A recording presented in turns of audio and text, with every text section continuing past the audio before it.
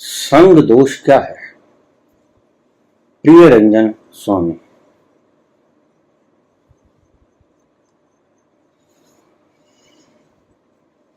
संग दोष को समझने के लिए हम भगवान कृष्ण के एक श्लोक में चलेंगे। निर्माण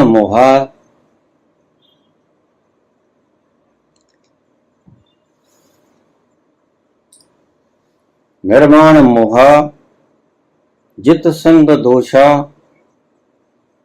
अध्यात्म नित्या विनम्रत कामा सुख दुख संगर गच्छन्त मूढ़ा पद्मभ्यम ततः। ये गीता का श्लोक है। निर्माण मोहा जित संग दोषा विनम्रत कामा। इसको ठीक से समझे। हम अक्सर कहते हैं बच्चों से कि अपनी सोसाइटी को खराब मत कर। इसे संग दोष कहते हैं।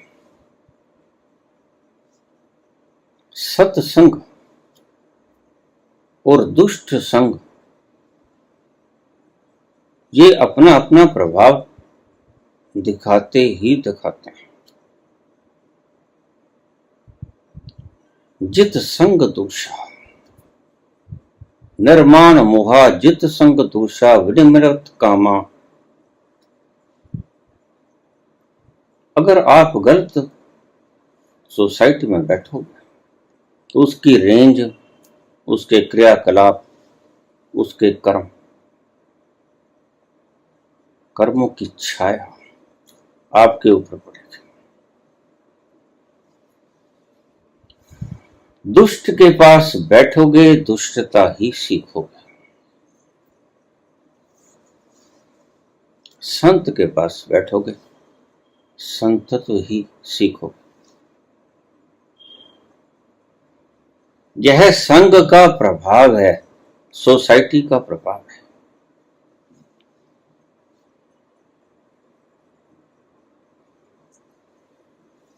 संग दोष क्या है और भगवान इस शब्द से आपको किस तल पर ले जाना चाहते हैं?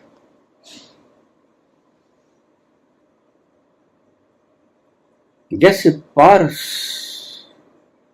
लोहे के संग में जब आता है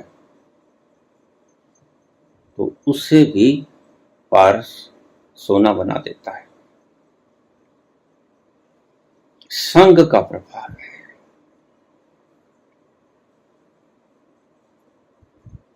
ऐसे ही जब कोई दुष्ट व्यक्ति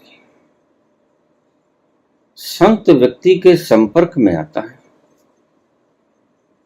उसकी करीबी को महसूस करता है, उसका चलना बोलना बैठना उठना खाना पीना नित्य के क्रियाकलाप जब देखता है तो बस वह वैसा ही आचरण करता है। जैसे हम बच्चों के सामने जैसा ही व्यवहार करेंगे, बच्चे कुछ पूछें या ना पूछें, हम उनको कुछ बताएं या ना बताएं, लेकिन वो हमारे व्यवहार करने से सब कुछ सीख लेते हैं। बच्चों का मन बड़ा ग्रहणशील है।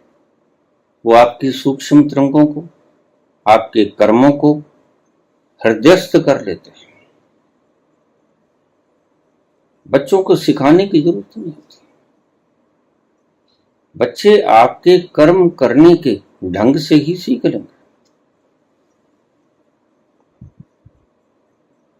तो संग दोष क्या है? अब इसको गहराई में चले। तात्पर्य क्या है भगवान कृष्ण का? अर्जुन कब रहा है और कृष्ण कहते हैं कि तुम जिनके लिए शोक नहीं करना चाहिए, हे अर्जुन, उनके लिए शोक कर रहा है।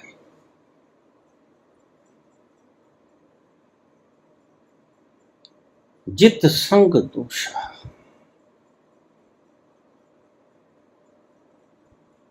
तुम अगर आज दुखी हो, कोई भी अगर आज दुखी है, तो उसका कारण क्या है? उसने इन मरणशील पदार्थों के साथ संग दोष कर लिया है। वह इनकी संगत में बैठा है। थोड़ा और गहरा चले। जब तुम आत्मा पदार्थों के सन्निहित में एक रूप हो जाते हो, जब तुम निर्लिप्त आत्मा पदार्थों को देखते देखते, शरीर की इंद्रियों को देखते देखते, शरीर के कर्मों को देखते देखते, इन औजारों को काम करते करते, देखते देखते उनके साथ एकाकार का भाव साध लेते हो और तुम्हें लगता है कि मैं ये हूं। उसे कहते हैं संग दोष। तुम अपने सच्चे स्वरूप में तो कंपते नहीं, लेकिन अगर तुम किसी कंपनशील अस्तित्व के साथ अपने आप को एकाकार करोगे तो तुम भी कंपोगे। क्या अर्थ है? शरीर मरण धर्म है और शरीर मृत्यु से डरता है। शरीर जब डरता है तो तुम उस डरते हुए शरीर को देखते हो, और जब उस शरीर को देखते हो, डरते हुए को, कंपते हुए को, थर्राते हुए को, तो तुम अपने आप को शरीर ही समझ लेते हो। तो सिर्फ शरीर ही नहीं कंपता है, भ्रमवश तुम भी कंपते हो।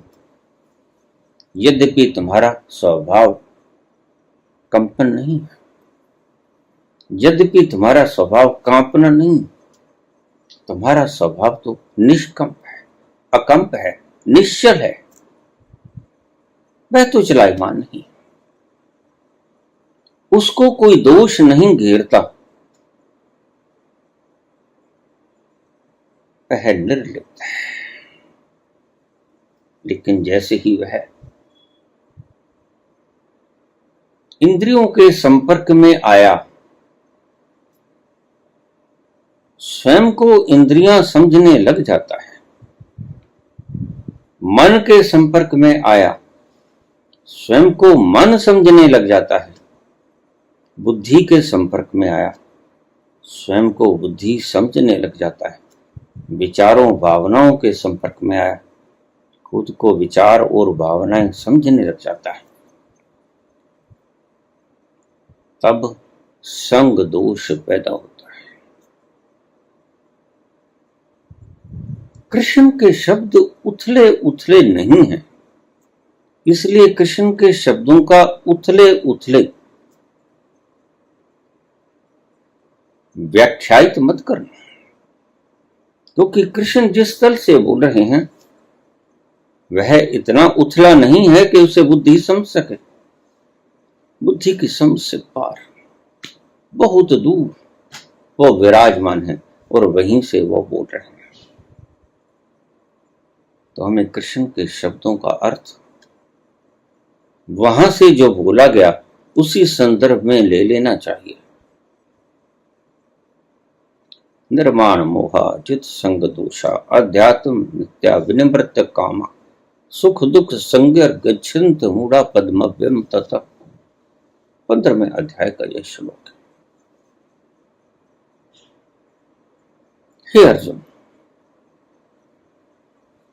तू जिसके साथ संगति कर लेगा वैसा ही हो जाएगा।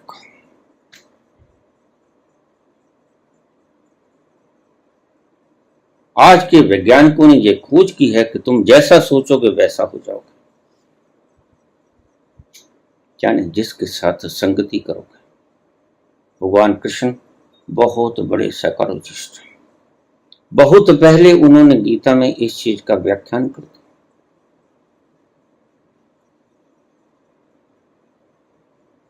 जिसके साथ तुम संग करोगे मनोविज्ञान ने तो एक त्रुटि रख दी।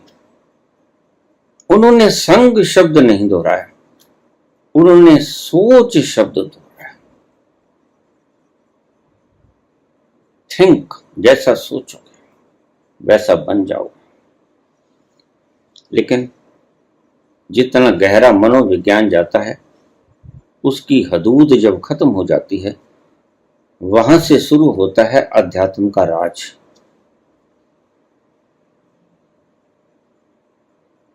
तो विज्ञान कहते हैं कि जैसा सोचोगे वैसा बन जाओगे। इसलिए शुभ सोचना, इसीलिए मनोवैज्ञानिकों की खोज अगर पूर्व में ना आती तो ज्यादा शुभ था, भला था। क्योंकि हमारे यहां के मनीषी वैज्ञानिक सिर्फ मन का ही विश्लेषण नहीं किए थे, उन्होंने मन से बहुत गहरे तलों के विश्लेषण किए थे। लेकिन क्योंकि मनोविज्ञान बाहर बाहर से देखता है,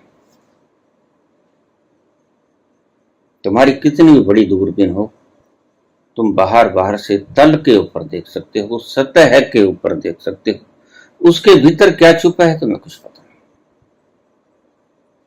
ऐसा ही मनोविज्ञान है। काश ये मनोविज्ञान पूर्व में ना आता, क्योंकि मनोविज्ञान ने सारी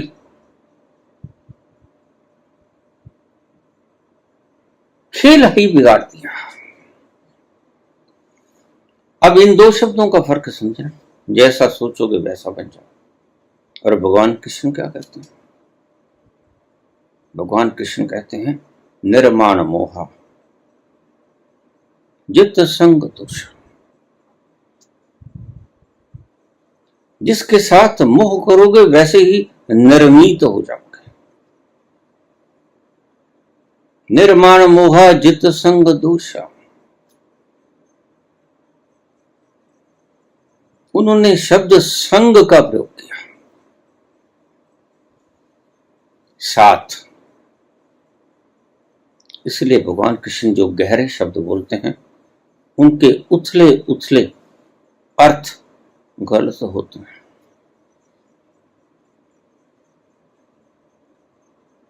तुम कहते हो जैसा सोचोगे, सोचना दिमाग से होता है, बुद्धि से होता है, वैसा ही बन जाओगे।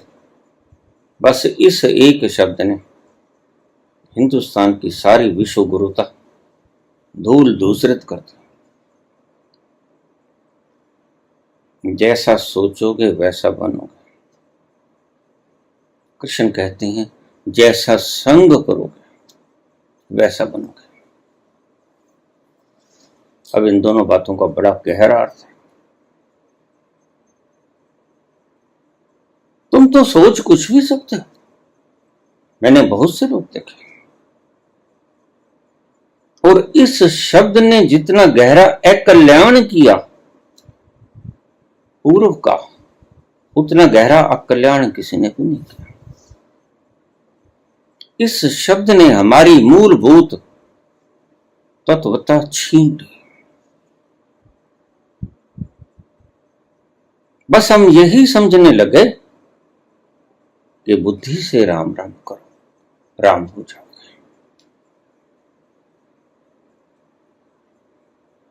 यही चीज हमारी विश्व गुरुता छीन के ले गई। क्योंकि इन मूर्खों को यह पता नहीं कि मन की परिधि, मन में अगर सोचोगे तो मन की परिधि तक गहरी से गहरी जो बात उतरेगी, उसका अध्यात्म से कोई लागा देगा नहीं। अध्यात्म का लागा देगा मन की परिधि जहां समाप्त हो जाती है, वहां से शुरू होता है अध्यात्म का क्षेत्र। तो कितना भी सोचे चले जाओ। मेरे एक शिष्य हैं, उसके माता पिता समझाते हैं दूसरे भाई को कि सुबह उठकर ऐसा कहना कि मैं ये बनूंगा, मैं वो बनूंगा, मैं वो बनूंगा, अच्छे अच्छे विचार करना। तो विचार तो सभी करते हैं कि हम प्राइम मिनिस्टर बन गए, हम सीएम बन गए, हम मंत्री बन गए, और बनते तुम चपड़ासी बने। क्या होता है? कहां गया वो तुम्हारा दोहराव, राम राम करने वाले? उस राम में कहां रमी? कोई है जो कह दे कि मैं राम राम करता हुआ उस राम में रमैया हो गया? लेकिन राम राम का अर्थ तो यही था कि उस विश्व के भीतर रमने वाले राम के साथ संपर्क साधो। लेकिन ये हमारी बुद्धि में आता नहीं, क्योंकि बुद्धि से परे की बात है। तो मन के संग पर हम, मन के तल पर हम जिए चले जाते हैं, और मन के तल पर ही हम मर जाते हैं। उससे आगे हम बढ़ ही नहीं पाते। बुद्धि के विचारों के भीतर खोए खोए हम जीवन व्यतीत कर देते हैं, और हम स्वयं के अपने अस्तित्व में छलांग ले ही नहीं सकते। निर्माण मोहा जित संग दोषा अध्यात्म नित्या विनिमृत कामा।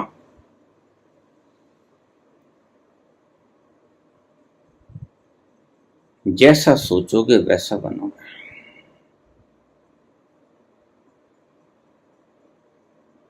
बार बार सोचोगे वैसा बनोगे, लेकिन ये बात संसार में ठीक हो सकती है, पूर्ण रूप से तो संसार में भी ठीक नहीं, क्योंकि दौड़ सभी रहे हैं, अकेले तुम नहीं दौड़ रहे। सभी सोच रहे हैं ये कैसे जज बन जाऊं, कैसे कंपटीशन क्लियर करूं। तुम अकेले नहीं हो, धावक तुम अकेले नहीं हो। इस मैराथन की दौड़ में सारा संसार दौड़ रहा है। लेकिन दूसरी ओर अध्यात्म में सभी नहीं दौड़ रहे हैं। अध्यात्म में कोई विरला विरला जाना चाहता है। तो बाबा ने कहा कोटिन में कोई एक चलता है, करोड़ों में कोई एक चलता है। कौन चलता है? जिसने कोने कूचे खंगाल लिए संसार के। मैंने चांद और सितारों की तमन्ना की थी, मैंने चांद और सितारों की तमन्ना की थी, मुझको रातों की स्याही के सिवा कुछ न मिला, मुझको रातों की स्याही के सिवा कुछ न मिला, मैंने चांद और सितारों की तमन्ना की थी। तुम चांद और सितारों की तमन्ना करते हो, लेकिन तुम्हें रातों की काली स्याही के सिवा कुछ नहीं मिलता। अगर तुम बुद्धि के तल तल पर बैठे बैठे लगातार निरंतर सोचते ही रहे, दोहराते ही रहे, तो सभी दोहरा रहे, और सभी दोहरा रहे हैं तो कोई तो बनेगा। फिर जो बनेगा उसको तुम सिद्धांत को सत्य मान लेते हो। देखो इसने दोहराया, इसने ज्यादा दोहराया तो ये राष्ट्रपति बन गया, इसने ज्यादा दोहराया तो प्राइम मिनिस्टर बन गया, सीएम बन गया, मंत्री बन गया। बस तुम किसी तरह अपने मन को समझा लेते। दोहराने से कभी कुछ नहीं होता। अक्सर तो वो लोग भी बन जाते हैं जो दोहराते हैं। सहसा तब पता चलता है जब कुर्सियों पे आसीन हो जाते हैं। ज्यादातर केसों में ऐसा होता है। जो तुम सोचते नहीं वो हो जाते हैं, और जो सोचते हैं वो रह जाते हैं। तो यह सत्य सिद्धांत नहीं है, यह साइकोलॉजी का झूठ सिद्धांत है। जैसा सोचोगे वैसा बन जाओगे। ये फैल इसलिए गया कि सभी दौड़ते हैं, सभी सोचते हैं, और कोई एक बन जाता है। वो कहता है हाँ मैंने सोचा था, मैं बन गया, लेकिन वो सभी को छोड़ देता है। सोचा तो सभी ने था, लेकिन चांद और सितारों की तमन्ना सभी लोग करते करते रातों की स्याही के सिवा और कुछ मिलता है।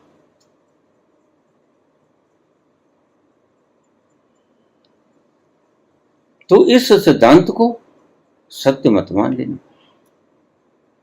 इसको सिद्धांत को सत्य माने माने लोग आज गंगा के तीर पर बैठे बैठे शिवोहम का जाप कर रहे हैं। बहुत से मूढ़ लोग ओंकार का जाप कर रहे हैं। बहुत से मूढ़ लोग ओम शांति कहकर शांति की तलाश करते हैं। उनके चेहरों पर साफ तनाव और क्रोध देखा जा सकता है जब वो संसार में पलट के आते हैं। मैं कहानी अक्सर कहा करता हूं। एक तपस्वी सोचने लगा कि यहां भीड़ भाड़ बहुत है, कोई कुछ कह देता है, कोई कुछ कह देता है। भावनाएं त्रसित होती हैं, ग्रसित होती हैं, आहत होते हैं। छोड़ छूड़ के अकेला चले जाऊं जहां कोई ना हो। चला गया हिमालय पे 25 वर्ष तक साधना की। विचार बंद हो गए, मन बोलना बंद हो गया। ऐसा होता है। अगर तुमसे कोई वार्तालाप न करने वाला हो और तुम्हारे आगे कोई ऐसा सब्जेक्ट ऑब्जेक्ट न हो तो तुम संभाषण किससे करो? मन मौन हो जाएगा। ऐसा ही होता है, और इसलिए लोग एकांत में जाते हैं। लेकिन सभी लोग एकांत में जाते हैं, लेकिन एकांत हो नहीं पाते, एकांत का रस मान नहीं पाते। वह सिर्फ कोलाहलहीनता का अनुभव करते हैं, और कोलाहलहीनता का अनुभव करके वो समझ लेते हैं कि हम उस तत्व पर पहुंच गए जहां खामोशी है। अब इन दो बातों को ठीक से समझ लें। वहां खामोशी है, परमात्मा के उस परम तल पर खामोशी है। वह खामोश है, वह खामोश है, वह मौन है, परम मौन है। वह आनंद में मस्त है, कुमारी से युक्त है, सदा आनंदित है, सत है, चेतन है। लेकिन अगर तुम्हारे भीतर खामोशी का भाव आ जाए, उसे तुम खामोशी मत समझ लो। कई बार शोर शराबे का न होना भी तुम्हें शांति प्रदायक लगता है, लेकिन उससे तुम सिद्ध नहीं हो जाते। सिद्ध की कसौटी संसार बताता है। तो 25 वर्ष के बाद सोचा कि अब मैं सिद्ध हूं।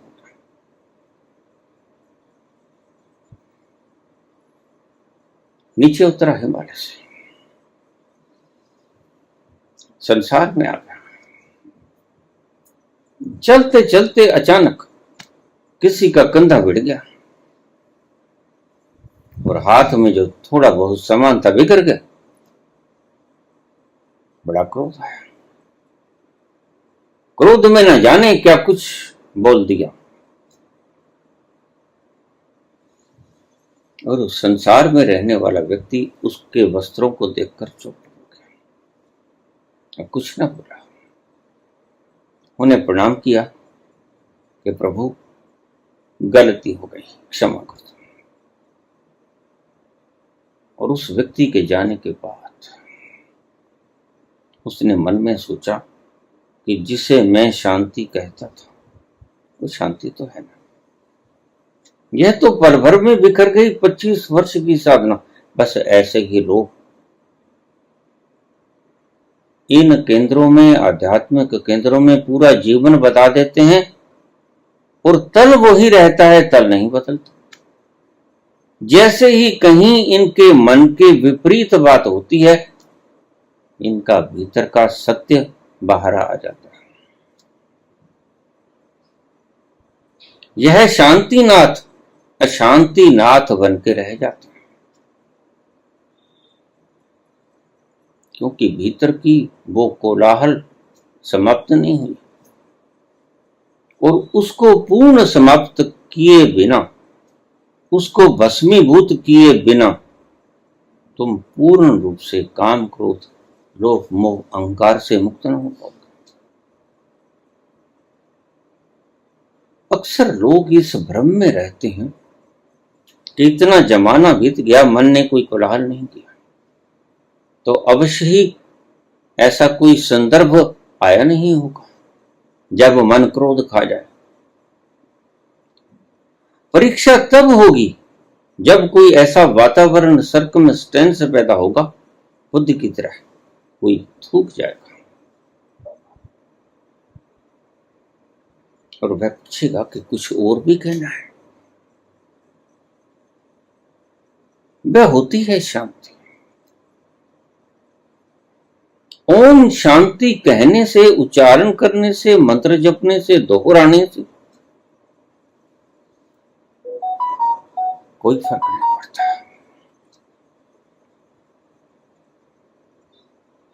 हमारे मन के चेतन और अचेतन दो तल हैं। चेतन की बात जो तुम चेतन में दोहराते हो, अचेतन में उतरती नहीं।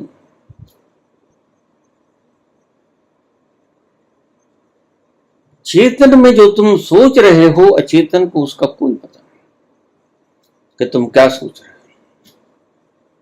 तुम दोहराते जाओ, दोहराते जाओ, दोहराते जाओ। अचेतन भरा पड़ा है, अचेतन हाउसफुल है। उसमें तुम्हारे पिछले जन्मों के बीजों के रूप में कर्म भरे हुए हैं, संस्कार भरे हुए हैं। वह ऑलरेडी फुल है, हाउसफुल है। चेतन तुम्हारा भरा पड़ा है और फिर तुम, अचेतन तुम्हारा भरा पड़ा है और फिर तुम जो चेतन से सोचते हो कि मैं प्राइम मिनिस्टर हो जाऊं, मैं चीफ मिनिस्टर हो जाऊं, मैं यूपीएससी क्लियर कर दूं, IAS PCS बन जाऊं, ये तुम सोचते रहते हो। लेकिन क्योंकि अचेतन भरा पड़ा है, चेतन में ही सोचते रहते हो, सोचते रहते हो, सोचते रहते हो, लेकिन वो सोचना तुम्हारे चेतन तक ही महदूद रह जाता है, उस अचेतन में उतरता नहीं। वो ट्रांसफॉर्मेशन तुम्हारी तब होगी मन के तल पर। अध्यात्म की बात नहीं है जी, समझ लेना। अध्यात्म तो उससे बहुत दूर है। अभी तो मैं मन के तल पर ही बोल रहा हूं, क्योंकि अचेतन का हाउसफुल है। पिछले जन्मों के सारे संस्कार, स्मृतियां, कर्म सब इसमें संग्रहित है बीज के रूप में। और तुम्हारा चेतन में अगर थोड़ी सी जगह तो उसको भी तुम भर रहे हो। वो राम राम कहो या शांति, ओम शांति कहो या धन निरंकार कहो या 2 नाम कहो या 5 नाम कहो या 1000 नाम कहो, इससे कोई फर्क नहीं पड़ता। अपनी चेतन खोपड़ी को भर लेना शब्दों से तुम्हें कहीं नहीं लेके जाता।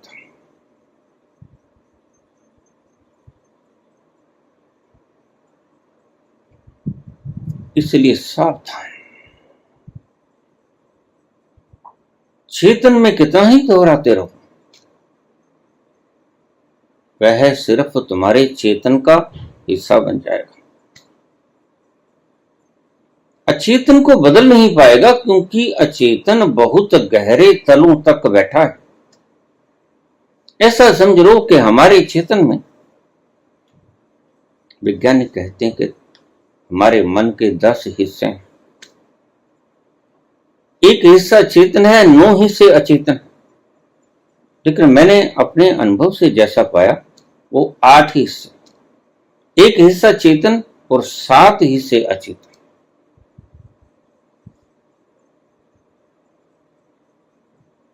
तो चेतन बड़ा छोटा है, अचेतन विशाल है।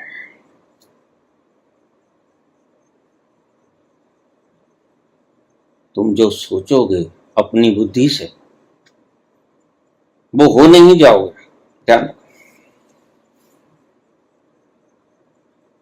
तुम्हारे जो प्रेरणा स्रोत हैं वो तुम्हें कहते रहेंगे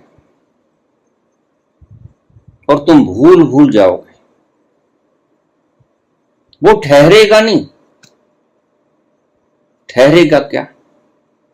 ठहरेगा वो जो तुम्हारी स्वयं की स्थिति से आता है।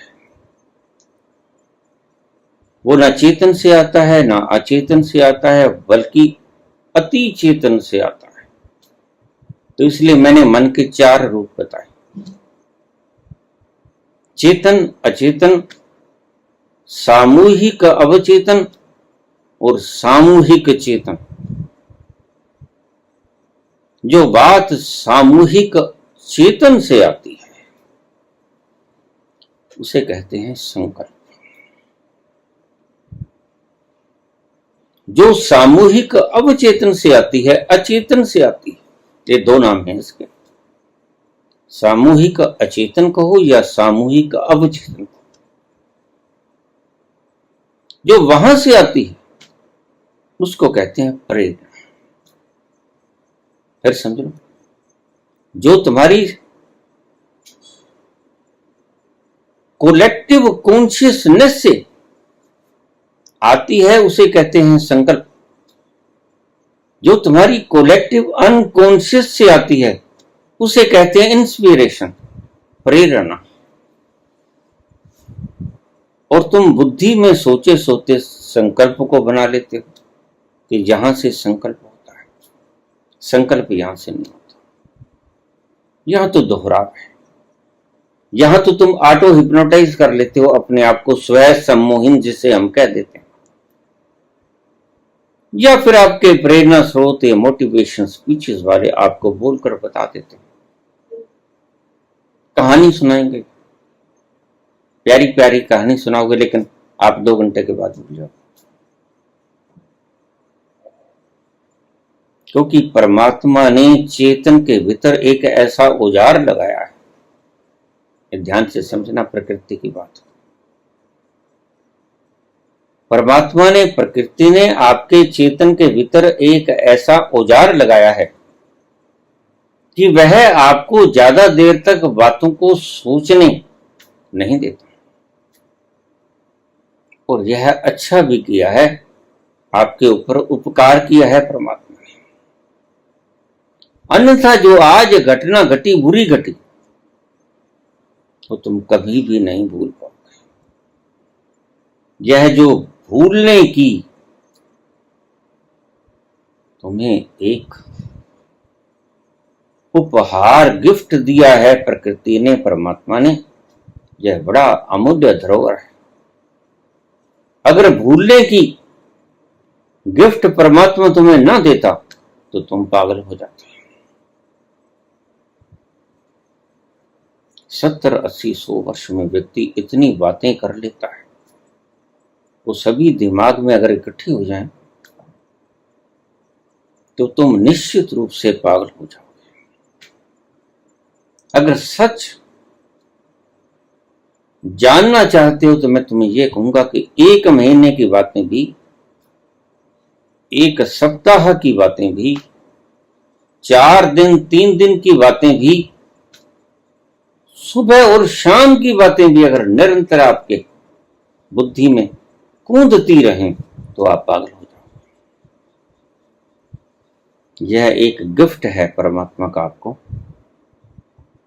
कि जो अब आपको याद है मैं 4 घंटे बाद आपको उतना याद नहीं रहेगा। इसलिए एक कहावत है कि समय सब घावों को भर देता है, उसका यही मतलब है। प्रकृति की ये अमूल्य देन आपको इसलिए दी गई है कि आप बुरी और अच्छी बातों को भुला दो। और अगर ये भूलने की उपहार आपको परमात्मा ना देता तो आप जिंदगी को जी नहीं सकते थे। बस इसी उपहार के कारण आप जिंदगी को जी सकते हो, लेकिन फिर भी नरक बनी रहती है।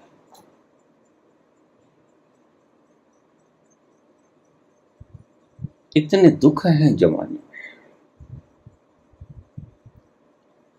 इतनी तकलीफें हैं, इतने बंधन हैं, वो कानून के हों, वो समाज के हों, वो परिवार के हों, वो तुम्हारे अपने मानसिक हों, वो भ्रम गुरुओं ने फैलाए, वो भ्रम शास्त्रों ने फैलाए हों। लेकिन अगर गौर से तुम देखोगे, बहुत बारीक तार तुम्हारे दिमाग पर बिछे हुए पाएंगे और ये तार तुम्हें जीने नहीं देते। बस इन्हीं तारों को तोड़ना, मुक्त होना है। ये तार आपको बांधे रखते हैं, खोपड़ी पर चिपकाए रखते हैं, जिससे आप अपने अंतस में प्रवेश नहीं कर पाते। यह सामाजिक बंधन, यह पारिवारिक बंधन, देश और काल के बंधन, कानून के बंधन और आपकी मान्यताओं के बंधन और आपके शास्त्रों के वचनों के बंधन और आपके गुरुओं के बंधन। इतने बंधन हैं आपके दिमाग में जो कि अदृश्य, उनको कोई वैज्ञानिक दूरबीन देख नहीं सकती। वो इतने महीन हैं, वो देखे नहीं जा सकते और आपको पता भी नहीं। इसलिए आप रोज पूछते हो, बाबा अब बंधन क्या रह गया? अब तो सारे बंधन आपने तोड़ दिए, कुछ मैंने तोड़ दिए। अभी भी बहुत बंधन है। ये इस बात का प्रमाण है कि अभी आप अपने अस्तित्व में कूदे। अगर कोई ऊपर बंधा है और कुएं के ऊपर लटका हुआ है और कुएं में गिर नहीं रहा है, तो इसका क्या कारण होगा? इसका एक ही कारण होगा, कोई धागा है बंधन का जिसने आपके शरीर को नीचे गिरने से बचा रखा है। तो जैसे ही वो धागा टूट जाएगा, वह अंतिम धागा होता है, वैसे ही तुम धम्म से भीतर गिर जाओगे। यह नियम है। इस नियम की कोई अवहेलना नहीं कर सकता और यह नियम सभी के लिए समान है।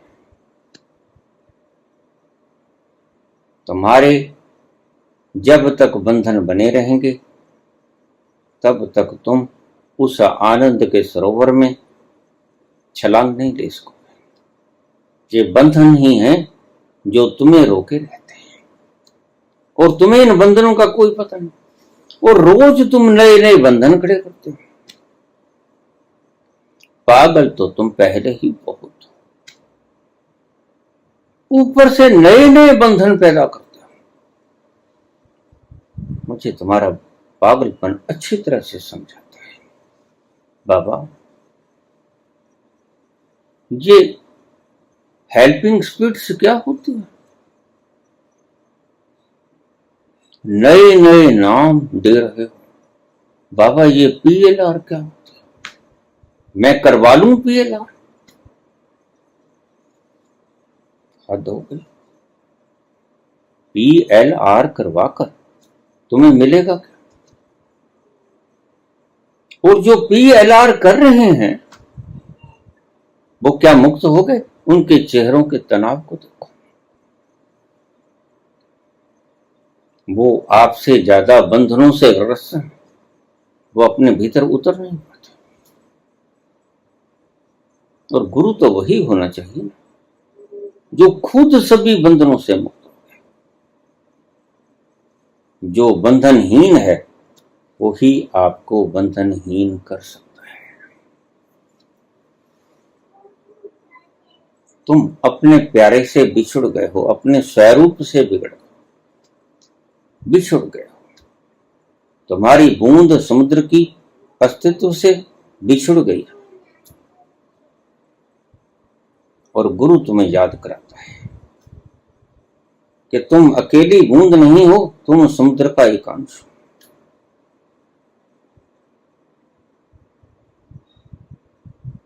और इन बंधनों को काट दो, इन भ्रांतियों को काट दो। तुम उस कुएं के भीतर, ओशन के भीतर छलांग ले लोगे।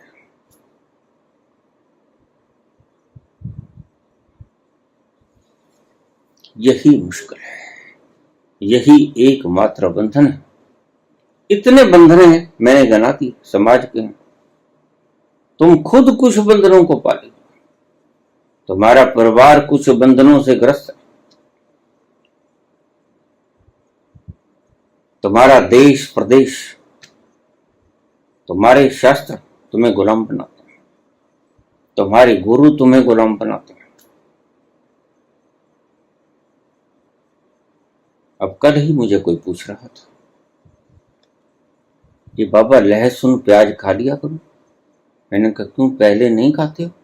तो खाता था, लेकिन छोड़ दिया। एक बाबा ने बताया कि ये राक्षस के मल से पैदा, तो मल को कौन खाएगा?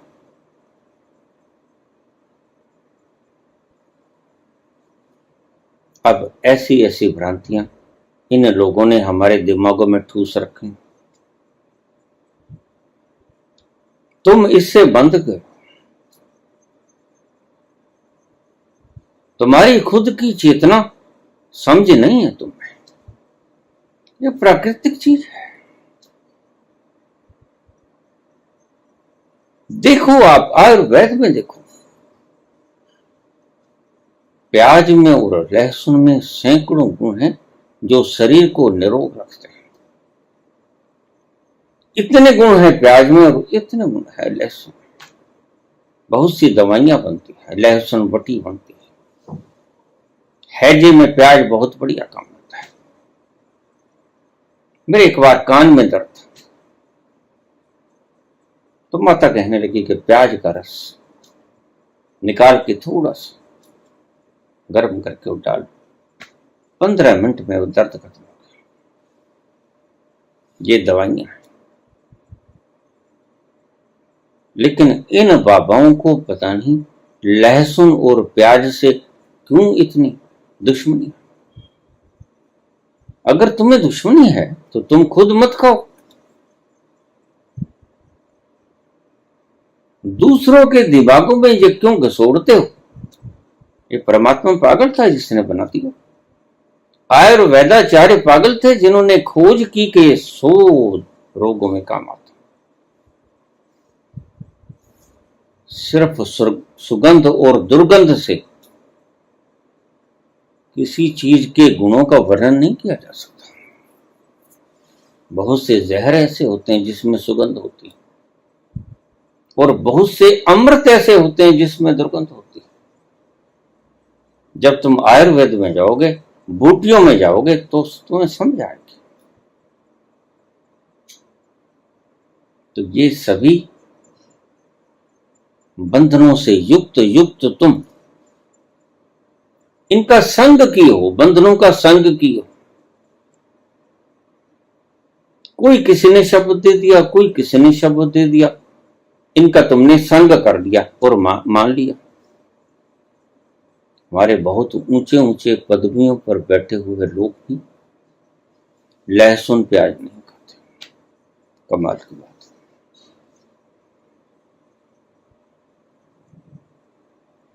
क्या खाएं क्या ना खाएं,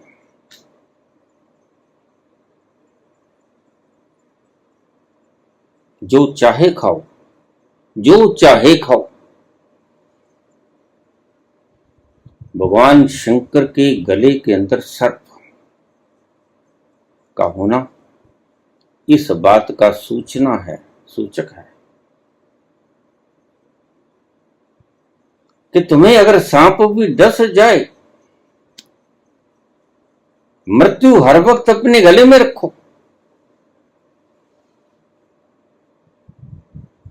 अगर तुम्हें सांप भी डस जाए तो तुम मरोगे ना। ये था उपदेश गले में सांप को पहनने का। अगर तुम्हें जहरीला सांप भी डस जाए तो मरोगे तुम नहीं, मरेगा कुछ और। जो मरेगा वो तुम नहीं। और त्रिशूल का हाथ में रखना इस बात का संकेत था कि ये त्रिगुण प्रकृति कि तुम मालिक हो। शिव के हाथ में है ये त्रिशूल। ये त्रिगुण प्रकृति, रज सत्व तम, इसके तुम मालिक हो। शिव उसका मालिक है।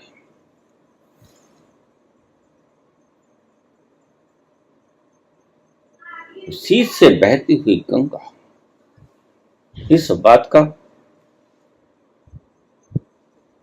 तुम्हें सूचना देता था कि तुम्हारे भीतर ये सारे सागर, गंगा, यमुना, सरस्वती तुम्हारे ही भीतर हैं। तुम शिव स्वरूप हो। ये सारे तुम्हारे भीतर ही विद्यमान है। ये कहीं बाहर से नहीं आता।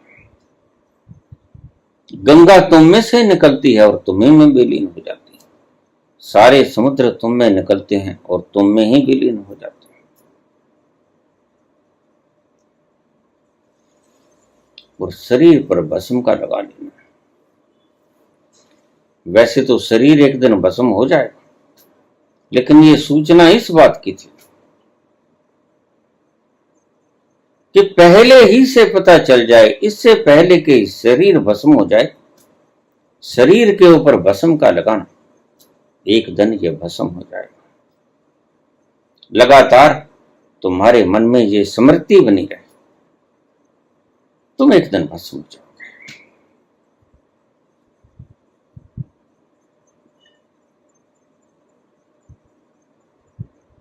ये सारी सूचनाएं थी। भंग धतूरा का पीना ये सूचना थी। भंग और धतूरा पियोगे तुम्हारा कुछ नहीं बिगड़ेगा। जो बेहोश होगा वो तुम्हारा दिमाग, तुम।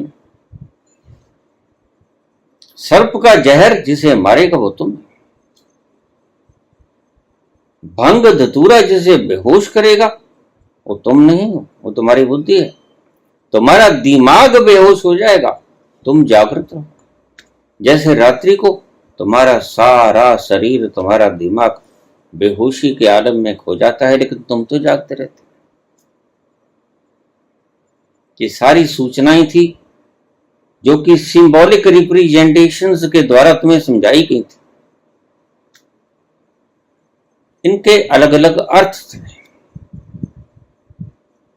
ये डमरू, जैसे तुम अनाथनाथ में जाओगे, डमरू की आवाज करीब करीब ओंकार की आवाज से पहले शंख और शंख की आवाज से पहले डमरू। ये डमरू, घंटे, घड़ियाल, बैनी, सारे संगीत, वीणा, झिंगुर, ओम, शंख, ये बाहर से याद कराने के लिए था। आरती से पहले शंखों का बजाना यही सूचना थी कि उस तल पर चले जाओ। बाजे नाद अनेक असंख्य, जहां पर अनेक तरह के नाद बज रहे हैं, वहां पहुंच जाओ। वहां जाना तुम्हारा लक्ष्य है। तुम्हारा लक्ष्य बाहर के धन, वैभव, पदवियां, सम्मान, जमीन, रजिस्ट्रियां, क्वालिफिकेशंस, ये इकट्ठा करना तुम्हारा गंतव्य नहीं है, लक्ष्य नहीं। यह तो सिर्फ शारीरिक पोषण हेतु इनकी जरूरत है, लेकिन ये जीवन जीने के लिए पर्याप्त नहीं। शरीर के लिए इनका उपयोग जरूरी है, लेकिन जिस आंतरिक तल पर तुमने पहुंचना है और जो आंतरिक तल की पुकार भीतर से लगातार उठ रही है, वो है तृप्ति। और तुम इन सभी चीजों से, इनको पाकर भी तृप्ति नहीं पाते। धन खोज लेते हो, अतृप्त रह जाते हो। पदवियां खोज लेते हो, अतृप्त रह जाते हो। ये बार बार उसी पदवी पर आसीन होने की इच्छा अतृप्ति को जाहिर करती है। जो 1, 2, 3 बार, 4 बार प्राइम मिनिस्टर रह गया, वो फिर ठूठा उठा के आएगा कि अब फिर बना दो मुझे। इसका गहरा अर्थ क्या हुआ कि उसने 2, 3, 4 बार प्राइम मिनिस्टर बनकर तृप्ति नहीं मानी। अगर तृप्ति हो जाती तो हम जैसे खाने की थाली छोड़कर उठ जाते, वैसा ही त्याग हो जाता। तृप्ति हुई नहीं। क्यों नहीं हुई? क्योंकि ये तृप्ति देती नहीं। इन सिंहासनों में तृप्ति है नहीं। धन को लोग बांट जाते हैं या छोड़ जाते हैं मरने के बाद, क्योंकि धन तृप्ति देता नहीं, मान सम्मान तृप्ति देता नहीं, सुंदर वस्त्र, आभूषण, गहने तृप्ति देते हैं। तुम जो बाहर से इकट्ठा करते हो, इनसे तुम संतुष्ट नहीं होते। तुम सदा ही असंतुष्ट से बने रहते। तुम्हारे चेहरे सदा ही लंबे, मुरझाए मुरझाए से रहते हैं। तुम्हारा जीरा कुछ और मांगता है। तुम सब कमा लेते हो, लेकिन फिर भी जीरा कुछ और मांगता है। भीतर का मनवा कुछ और मांगता है। वह कुछ और क्या है? वह जब तक तुम नहीं पाओगे, तब तक तुम आनंद से विश्रांति में नहीं बैठ पाओगे। और अगर तुम संग दोष से लिप्त रहे, पूछा है संग दोष क्या है? जिसके साथ तुम संगत करते हो, वैसा ही दोष तुम में आ जाता है। और तुम ऐसे हो कि तुम सदा ही निर्दोष रहते हो। तुम ऐसे हो कि तुम निर्लिप्त रहते हो, तुम लिप्त नहीं होते किसी चीज के। तो उस तत्व के पास पहुंच जाना है जो निर्लिप्त है, था और निर्लिप्त रहेगा। बस उसका संग करो।